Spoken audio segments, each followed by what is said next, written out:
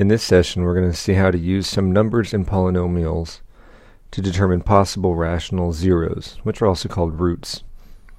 They're also called solutions to a polynomial expression that's set equal to 0. The three possibilities that we have start out with two possibilities, actually. So suppose I have a polynomial, and I know it's got some zeros. The zeros could either be real or they could be complex. Now remember that a complex zero comes from having a negative inside of a radical. Maybe we've completed the square or used the quadratic formula on an appropriate expression. So when we look at the real solutions, we again have possibilities.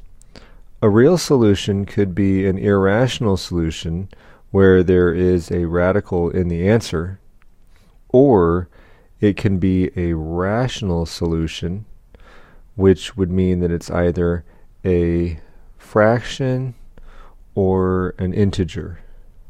And the fraction could be expressed as a decimal. I'm not getting into that part of it. But this theorem that we're looking at in this session is about the zeros that we have that can be expressed as a fraction, the rational zeros. Let's start with a statement of a theorem. It's called the rational zeros theorem, and it says that if you have a polynomial p, that's a function, and it has a degree at least 1. What that means is it's not a constant sitting there, where the polynomial can be written as p of x is equal to a sub n x to the n. What we're doing is we're indicating it's just some generic polynomial of degree n plus a sub n minus 1 x to the n minus 1. Just so you're okay with this notation, if the first exponent were, say, 5, then the next exponent, n minus 1, would be 4. That's all we're saying there. And then a bunch of terms, we don't know how many there are, plus dot dot dot plus a sub 2x squared plus a sub 1x plus a sub 0. This is just a generic way to write a polynomial. And so we've got a polynomial function, degree is at least 1, and the polynomial has integer coefficients. If we have a rational zero, c, and it's, say, of the form p over q, a reduced fraction, then p is going to turn out to be a factor of a sub 0, and q is going to turn out to be a factor of a sub n. Let's boil all this down. What does this mean for me? This means that if I want to know what possible rational zeros a polynomial has, I first write down factors of a sub naught, the constant at the end, and then I write down factors of a sub n, the coefficient of the leading term, and I mix and match these factors to make fractions. These fractions form a list. The list are the possible rational zeros. What are we going to do with them? Ultimately, you're going to guess from the list and use synthetic division. Let's see this in practice. List the possible rational zeros of the polynomial p of x is equal to 2x to the fourth minus 7x cubed plus 5x squared minus 9x plus 6. What we want are factors of 6, the constant, and factors of 2, the leading coefficient. And in the terms of what we just saw, a sub 0, that last number is what 6 is. Factors of 6 are 1 and 6, 2 and 3. Right now we're just making lists. The first term, a sub n, in this case it would be a sub 4, but we'll just leave it as a sub n, is 2. Factors of 2, simply 1 and 2. Now to list the possible rational zeros, we're going to write it in set notation, and we just mix and match. 1 divided by 1 is 1. 1 divided by 2 is 1/2.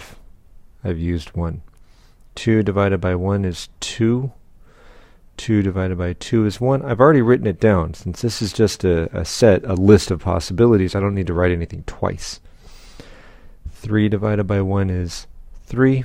3 divided by 2 is 3 halves. Done with 3. 6 divided by 1 is 6. 6 divided by 2, 3. We already have it. That's it. Almost.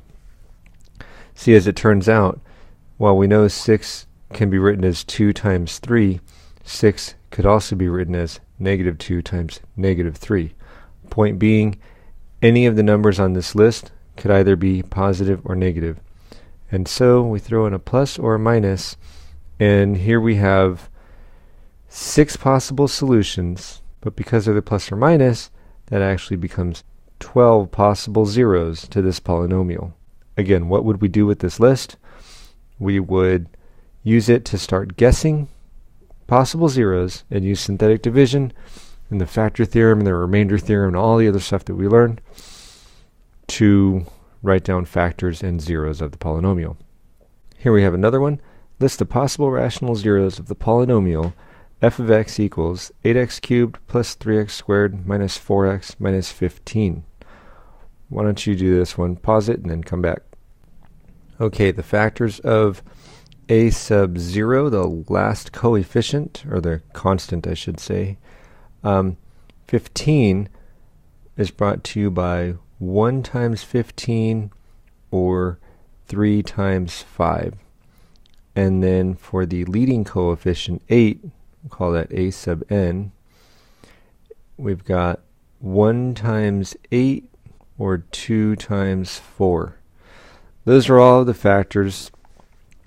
If we had something like 60 as one of our numbers here, it would just suck. The list is endless. But here's what we have. And so the possible rational zeros are found by mixing and matching. 1 over 1, 1 over 2, 1 over 4, 1 over 8, 3 over 1, 3 over 2, 3 over 4, 3 over 8. I need some more room here. Let me save you some time. There's the rest of them. You see the pattern, how we did this. And this is the list. It's a lot. Better than having an infinite number of possibilities to guess from. We would, again, use these numbers, guess using synthetic division. Once we have a zero remainder, we know we found a factor, which means we found a zero. Sometimes you're asked to prove that there are no rational zeros. What that would entail, you got to show that every single one of these doesn't work.